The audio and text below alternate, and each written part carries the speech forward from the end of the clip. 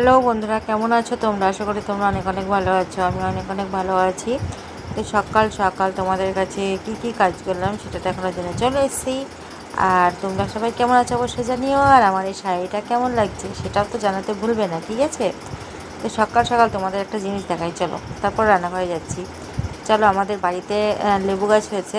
কত লেবু হয়েছে শুধু দেখো, ক্যামেরাতে তবুও বোঝা যাচ্ছে না। আর এইবার না, যাদের যাদের লেবু গাছ আছে সবার বাড়িতেই আম, লেবু, ডাঁটা গাছ যাদের আছে, মানে অ্যাভেলেবল হয়েছে এই বছরটাতে। তো এই যে দেখো, লেবুগুলো কত সুন্দর লাগছে না দেখতে। তো কার কার লেবু লাগবে আমাকে অবশ্যই কমেন্ট করে জানাবে, আমি পাঠিয়ে দেবো। তো চলো, রান্না করতে হবে তো, গল্প করলেই হবে। তো এই যে আমি শাকটা কেটে নিয়েছি, এটা হলো নোটের শাক আর এটা হলো ছোটো মাছ। আর বলো না গো, পাশের বাড়ির থেকে শুধু মাছ দিয়ে চলে যায় কেন?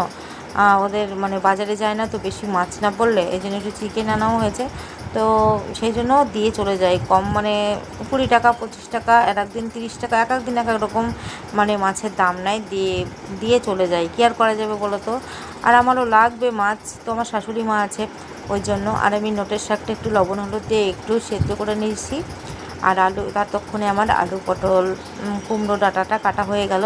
এবার আমি শাকটা নামিয়ে নিয়ে তারপর রসুন ফোড়ন দিয়ে, লঙ্কা দিয়ে, তারপর শাকটা ভেজে একটু লবণ হলুদ দিয়ে, চিনি দিয়ে, পরিমাণ মতো লবণ হলুদ লাগবেই, আর দিয়ে নামিয়ে নিয়েছিলাম। আর এইদিকে আমি আলু, পটল, কুমড়ো তরকারিটাও করেছি। আর এই শাকটা নামিয়ে আমি কাঁচা তেল আর কাঁচা লঙ্কা দিয়ে মাখবো। এত সুন্দর লাগে না খেতে, মাংস ফেল মেরে যাবে। এই যে কাঁচা লঙ্কাটা নিয়ে নিয়েছি দুটো, আর 4টে কাঁচা লঙ্কা দিয়েছিলাম এর মধ্যে। আর এই যে কাঁচা তেল দিয়ে দিলাম। আর এই যে আলু, কচু, বেগুন দিয়ে ঝোলটা করে রেখেছি, মশলাও দেওয়া নেই, মাছটা ভাজবো। আর এই যে মশলাটা করে রেখেছি, আদা জিরে লঙ্কা আদা জিরে লঙ্কা সর্ষে বাটা দিয়ে ওই কচু আলু বেগুনের মধ্যে, তরকারিটার মধ্যে দেবো বলে এবার মাছটা ভেজে রেখেছি। আমার কথা বলতে বলতে তরকারিটাও হয়ে গেছে। আর এর মধ্যে মাংসর মশলাটা করে নিচ্ছি। আদা জিরে লঙ্কা রসুন আর একটু ধনে, গোটা ধনে ঘরে ছিল, যেন কেনাটা দিইনি। আর তেলের উপরে দিয়ে দিয়েছিলাম এলাচ, দারচিনি ফোড়ন, তারপরে দিয়ে দিলাম পেঁয়াজ আর টমেটোটা দিয়ে দিলাম। তো তারপর আমি এবার মশলাটা ভালো করে কষিয়ে নিয়ে তারপর মাংসটা দেবো।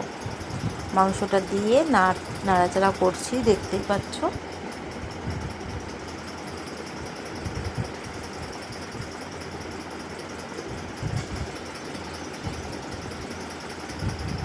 সুন্দর করে একটু কষিয়ে নেবো। এক হাতে ক্যামেরা ধরে আছি আর এক হাতে ভিডিও করছি, তো একটু তো সমস্যা হবেই, তাই না? একটু গরম মশলা দিয়ে দিলাম।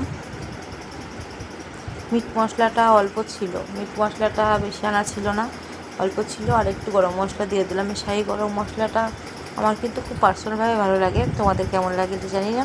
আর এইদিকে আমি গরম জলটা বসিয়ে দিয়েছি মাংসটা দেবো বলে। আর এখানে গোটা গরম মশলাটা বেটে নিয়েছি, এলাচ আর গোলমরিচ লবঙ্গটা বেটে নিয়েছি। একটু গরম জল দিয়ে নেড়ে নেড়ে তারপরে আবার আমি জল দিয়ে দিলাম। মাংসটা হাফ হয়েছে, এখনও কিছুটা টাইম হবে, তারপর মাংসটা রেডি হবে। কে কে মাংস খাবে চলে এসো আমার বাড়ি। আমি তো মাটন খাই না, আমি আর কোনো কিছুর মাংসই খাই না, শুধু মাত্র চিকেনটাই আমার মানে ভালো লাগে, তাছাড়া খেতে পারি না কোনো কিছুই।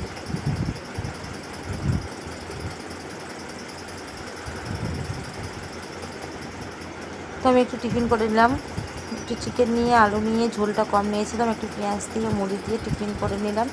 আর ঘরে এসে দেখছি এই অবস্থা, দেখো। এবার আমি 1 মিনিটের মধ্যে ঘরের বিছানাটা ঠিক করে নিলাম। তো এবার স্নান টান করে আমি বসে আছি। আর প্রচণ্ড রোদের তাপ, ওপরের ঘরে থাকতে খুবই কষ্ট হয়। তো কী আর করা যাবে, নিজের কাজটা নিজেকে করতেই হবে, তাই না? তো লাইভ করে তোমাদের সাথে কথা বলে তারপরে আমি চলে গেছিলাম রাস্তার দিকে। রাস্তার দিকে এসে তোমাদের একটু দেখাই। এই দেখো আম গাছগুলো, ওটা হলো আম্রপালি আম, আর এটা হলো মাকড়সা ফুল গাছ। তো এই যে হাঁটাহাঁটি করে বেড়াচ্ছি বৈকাল বেড়াটাই। আর আমি ভাবলাম একটু নদীর ধারে একটু বসি, একটু হাওয়া খাই, প্রচণ্ড গরম লাগছিল। তো তারপর আবার রাত্রিবেলায় চলে আসলাম রান্নাঘরে চলে আসলাম। আর বড়টাকে ভাত বসিয়েছি কেন বলো তো, আমার মেজো ভাসুরের হঠাৎ হাত কেটে গেছে। তো তো আমার মেজো ভাসুর হসপিটালে গেছে। ওই জন্য ওদের জন্য রান্নাবান্না করছি বন্ধুরা, বুঝতে পেরেছো। আর ডালের বড়াগুলো করেছি আমার শাশুড়ি মায়ের জন্য।